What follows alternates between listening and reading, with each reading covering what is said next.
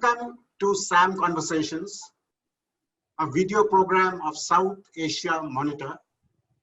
I am Tarun Basu, and I will be in conversation with Sriradha Datta, Center Head Neighborhood Studies, the Vivekananda International Foundation, New Delhi, and S. Narayan, Senior Research Fellow, Institute of South Asian Studies, National University of Singapore. And I'm talking to them about the newly brought out book, Bangladesh at 50, Development and Challenges, a very seminal book, which I think is one of the first of this genre that has been brought out by experts of both countries. So Bangladesh has a very scarred history, as we all know.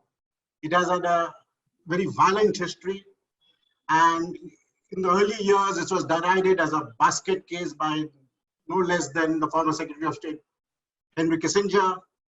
It had many challenging years, as this was ravaged by natural disasters, by wars, by poverty, and a lot of things. But it is one of those countries which has had amazing transformation and developmental metamorphosis, if I can put it that way, where in a space of 50 years, from a so-called basket case, it has become a developmental success story. This book has been one of the must-read, I would say, and for people, anybody who's interested in South Asia and Bangladesh, and there are no better people to talk about it than Sriradha Datta and S. Narayan.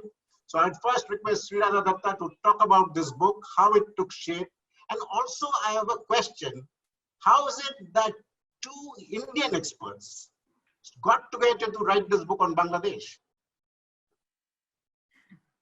Well, thank you. That's an interesting question that you're beginning with. I must say this idea was actually Professor Raja Mohan's, who's the director of ISAS Singapore. It was his idea. Yes, exactly so. And it just came upon him, and I think he floated the idea to me, and of course, Dr. Narayan, with whom he closely works in the institute. And he just said, why don't the two of you meet, discuss this and see if it's possible? And I recall this conversation with Dr. Narayan when I first met him at the ISC lounge, and over several cups of coffee, I think, we discussed this. And I think we both had a passion for the subject. I mean, everybody who knows me knows I, have been working on the region for long, and Bangladesh is something that I'm very closely interested in. And Dr. Narayan also, given his position, given his experience, he's closely followed that growth trajectory too. And I think it was, I keep saying this, as one of the breeziest projects that we've done together. And it was really a wonderful collaboration of friends, both from Bangladesh and of course, experts from ISAS, and which was really formed up at this particular workshop that you just mentioned. And, let me begin this book by saying that 50 years is a milestone, and certainly a kind of a point for any nation. But for Bangladesh, and the point that you just made, Tarun, about how, this Kissinger constant refrain that we hear about the bottomless basket, refrain about Bangladesh has really changed. I mean, the transformation that has taken place, I think there's from a humble beginning, Bangladesh clearly has a remarkable history and is, I think, poised at an excellent position, and is, of course, not only a very coveted neighbor in the South Asian region, but it has attracted attention from every global player. And I think that's, here to see that. I mean, so many writings, so many, as you mentioned, this thing about Mr. President Barack Obama, and, acknowledging the kind of growth trajectory that Sheikh Hasina has, undertaken during her term. But when I speak about Bangladesh, I think, and now that the 50 years is something that we're really focusing on, I somehow, for me, there are 5 distinct strands that I see.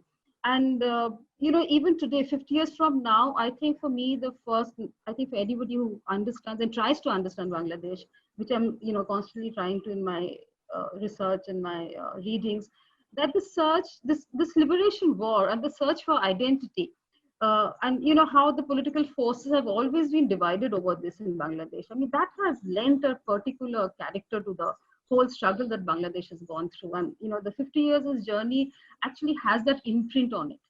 And the other thing, of course, very distinctive for me as I try to understand Bangladesh is the syncretic tradition of the religion that the initial, during the initial nation building exercise that you saw, which gave it a very distinct flavor at that point of time.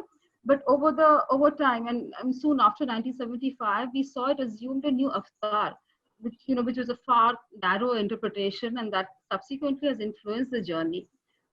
This whole top-down imposition of Islam, which was mainly a resurrection by the military leaders, has impacted this subsequent political process, and I think is a critical factor in trying to understand what Bangladesh is all about and where it stands. The third factor for me in Bangladesh, when I try to understand, and this book is again all about that, is ushering in the multi-party democracy. Of course, with Watts and all, and many studies coming about how it's kind of being called a hybrid regime. We've discussed that in the book too. But the fact that we call it electoral democracy. There has been exceptions, but for me, it stands out even despite, as I mentioned, the Watts and all, remarkable achievement. Given the fact that there has been several, I would say, urges, attempts to reverse the process. So the fact that it's still been able to hold on to there, in even we say it's right now a limited democracy, I would still think is a very distinctive position, strand of Bangladesh. Also the fact that the remarkable economic growth. I mean, from that bottomless basket case to where it stands, and something very particular to Bangladesh is that despite the political instability that it's seen over the last 2-3 decades, it has been able to hold on to a 6% GDP growth.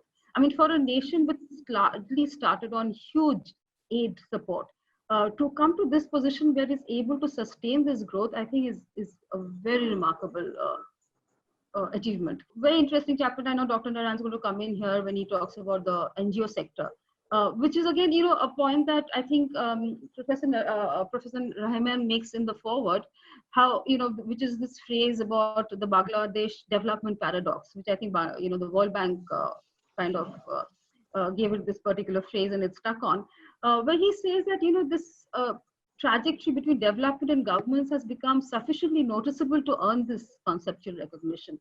And he actually says that this paradox originates in Bangladesh's challenge to the conventional wisdom, popularized in contemporary development literature, that good governance is a precondition for strong development. And I think the chapters in this volume do try and attempt to capture a lot of that. Sorry to interrupt, but I just wanted you to bring Dr. Narayan in. How did you decide on, there are so many dimensions to the Bangladesh story, as you mentioned.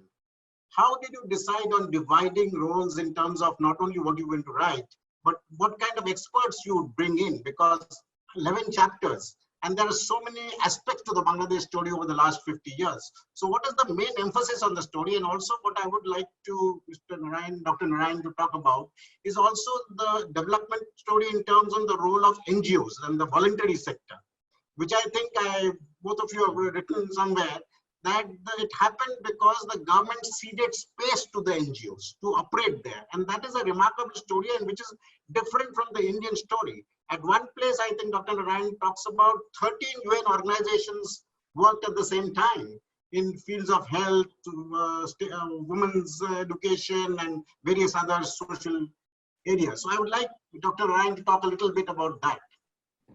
So I think I'll take off from what you said. And I think this is the most important part of the Bangladesh story. If you compare it with what happened in India, India had a very strong institutional government at the time of independence, whereas in Bangladesh after independence, most of the institutions were in decay, particularly the way in which that country came about, got its independence, were in decay. And therefore, the actual remit of the government at that particular point of time extended very little beyond the urban centers in Bangladesh. And therefore, all the development activity fell almost by default in the hands of multilateral institutions, NGOs, and sort of aid institutions. And the government, the thing that the Bangladesh government did, which perhaps we never thought of doing, was they ceded space to these institutions to grow And they were very fortunate that they had people there at that particular point of time in these institutions who were goal-oriented, task-oriented. For example, in 1971, female fertility rate was close to 6.5. And now female fertility rate is close to 1.9. That is remarkable. So that's remarkable. I mean, for an Islamic country, and that's absolutely remarkable without any say. And in terms of female literacy, they are close to, if not a little ahead of India, maybe a couple of percentage ahead of India. In terms of rural sanitation, particularly women's access to toilets, they are far, far, far ahead of India. So this happened because as I said, the government ceded space to people with knowledge, with capability, with funds, and who actually worked on the ground and made this. And government benefited from them. They adopted it, they absorbed it, then it became part of the government program, part of the planning program, etc. In exactly a similar manner was what happened in the textile industry. In the textile garment industry, a simple policy of allowing small-scale investment by foreign participants enabled a lot of small players from Korea, Japan, Taiwan, etc. to come up and set up basically what were originally basically tailoring shop or stitching shops or finishing shops.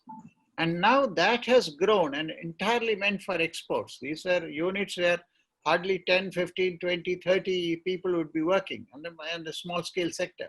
And now you have an indigenous industry which has gone up, which is end-to-end seamlessly integrated. You have some of the biggest spinning to finished product mills, much bigger than end-to-end integration than you have even in India, where we got terribly fragmented.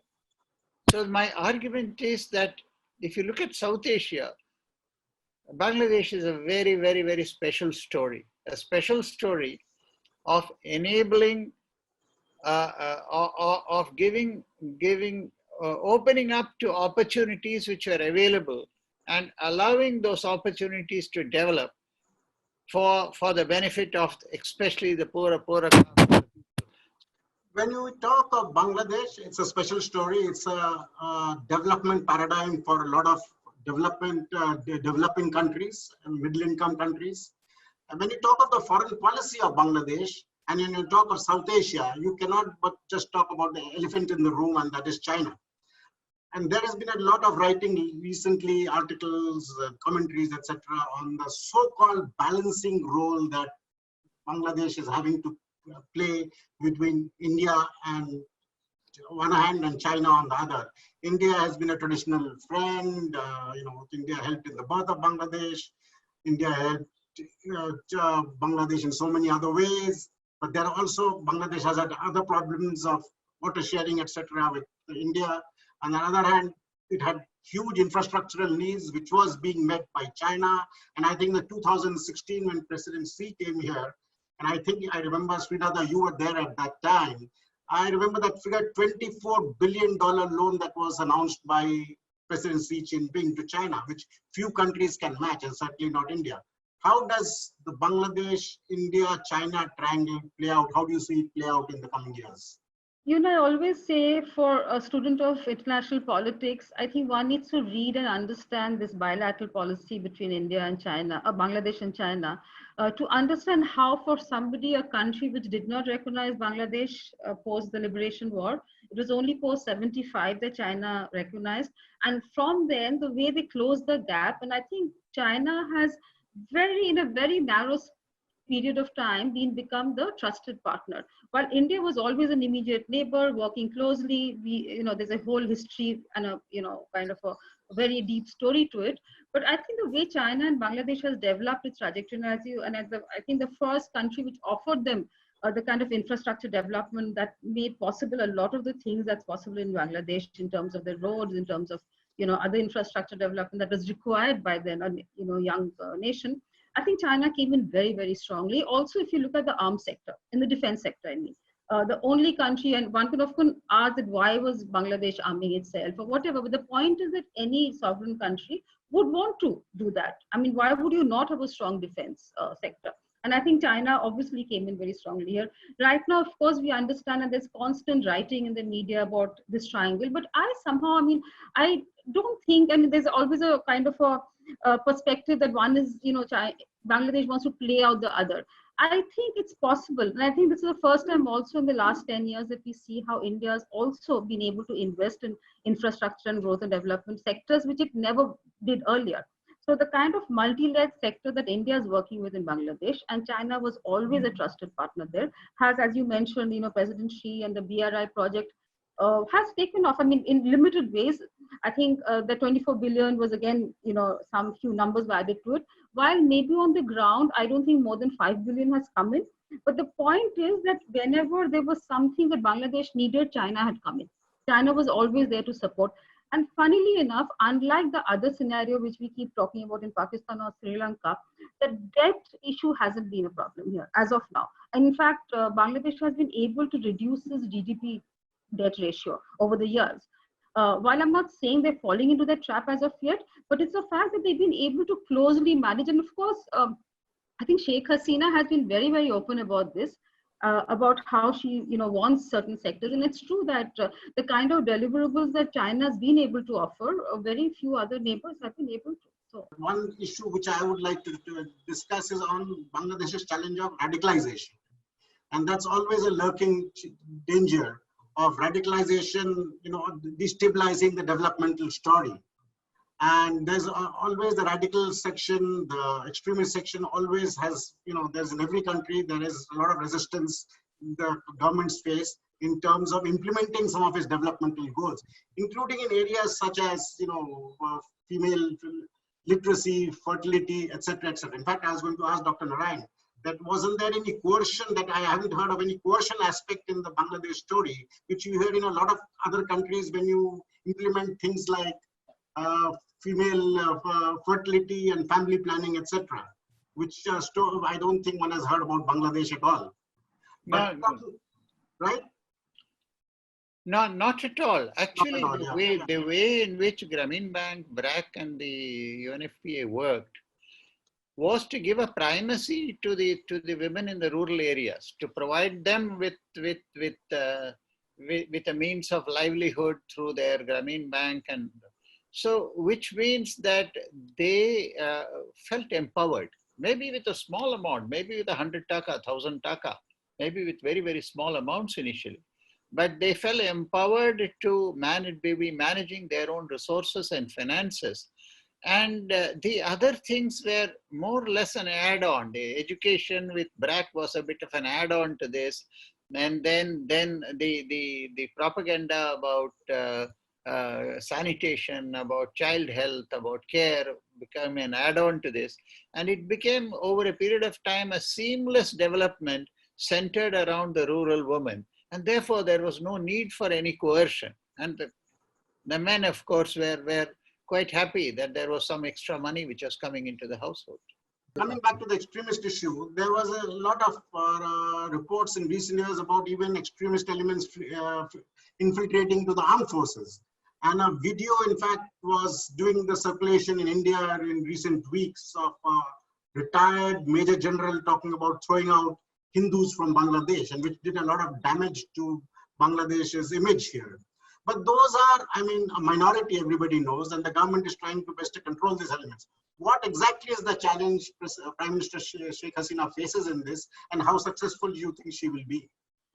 This has really been a double barrel thing for Bangladesh. As I said in my initial comments, that, the way the narrow interpretation of Islam and the way that, that extremist ideology is given space to, while this government has actually done a lot of work in trying to de-radical programs, ensure counter terror, measures, all of that has been strongly done. Very strong handled, and we know that famous Gulshan bakery case, where I think 2016 again, when they've been able to address those issues.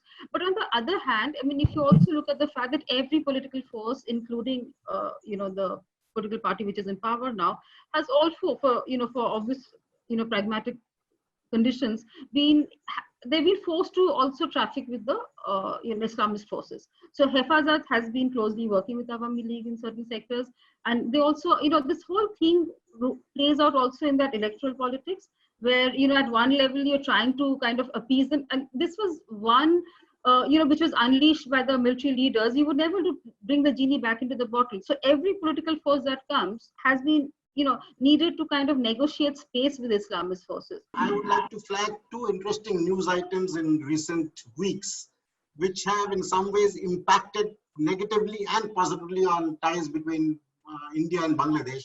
One was the onion story, when India suddenly banned the export of onions, which not only hit Bangladesh badly, but countries all over South Asia. And Bangladesh, I think one of the Bangladesh ministers even said that India should have given us much more notice, which just shows that India sometimes takes its other neighbors for granted. But I think finally, India did allow some of the contracted consignments to go, through his checkposts, and that was allowed to go to Bangladesh. So there was some relief on that. But within days of this news item, there was another story about the Hilsa diplomacy that Bangladesh did with India.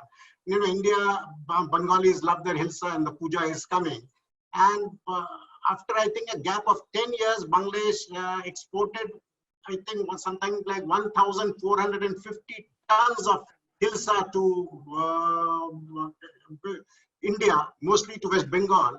And, that sent a lot of thrill and, smiles among Bengalis, not just in Bengal, all over the country. How do you look at these two news items in the context of the bilateral dynamics between India and Bangladesh? That's the problem between the two, neighbors, and I think they are right now in really a golden period. I mean, if this is a, unnecessary incident which took place, because I think given the fact that you got transit through Bangladesh, the kind of close, cross-border transport and, multimodal, as well as other, trade and other logistics are being worked on. This particular incident, I think, should have not occurred. Yeah, certainly could have been. And I think I probably feel there were a bit of gap here in terms of the local logistics and, what you were trying to convey. But I'm glad it's been sorted out. But I think in future, we would really need to, because right now for India, I think Bangladesh is a key partner in all this larger, thing that India is trying to develop, whether it's in the BIMSTEC, whether it's in the other regional story. Also, we are actually looking at a seamless transport system in the sub-region, again, where Bangladesh plays a key role. So in all of this, Bangladesh being as supportive as they have been of our interest there, and, India has also looked out for them. And I think the kind of line of credit that we've given to Bangladesh, we've not done that to anybody else. So it's a mutual beneficial, play that we are at. So I think these little incidents unnecessarily that created a lot of bad, press in Bangladesh. I know I had a lot of journalists who were asking, and there was a despair about it. But I think the two states are actually, the two neighbors are in a good state just now. And I think there's a lot of work that is going on, and which has never happened before. It's a multi-layered, very, of course, very nuanced, but at the same time complex. But I think a stability is coming to the bilateral, which we've never seen before. Dr. Narayan, would you like to then, end this discussion by talking about, you talked about the Bangladesh special story. You talked about the development paradigm. How do you see Bangladesh in, say, 2030 or say 2050? In development, they have some challenges ahead. And one of the major challenges is that if they move from a LDC category to a developing country category, they lose a lot of facilities for exports, which they were getting particularly from EU. So whether is high dependence, 80% of their exports are dependent on garments alone. Whether this high dependence will last them through the next 10 or 12 years is going to be a bit of a challenge. A challenge number two is the remittances. They are getting $8 to $10 billion of remittances. I mean, in terms of flow as a percentage of GDP, they are second only to, I would say second or third among the top 5 compared to all the countries. So this may stop with the COVID and the reduction of people going abroad for employment. This may stop. Much more importantly is the problem of energy. with the development is going to increase energy use. They don't have a long-term strategy for energy management yet. Are they going to be importing gas, importing oil, importing coal? What are they going to do? They're dependent on China to build them power stations and build them facilities. But I think the long run is going to be a problem. I think they have a lot of strategic challenges ahead. So Bangladesh is no doubt a country to watch, not just for people in South Asia, but across the world. The Bangladesh development story, the governance story, the Bangladesh economy, the way Bangladesh meets its challenges of extremism. And this is all that the countries will impact not only Bangladesh itself, but its neighbors as well. And in the larger Indo-Pacific, Bangladesh, I think, will play a much larger role than it's been playing till now. And I think there will be many more occasions to discuss this and talk about it in the months to come. Thank you very much for joining in this discussion on Thank you. Thank you. Thank you. What pleasure.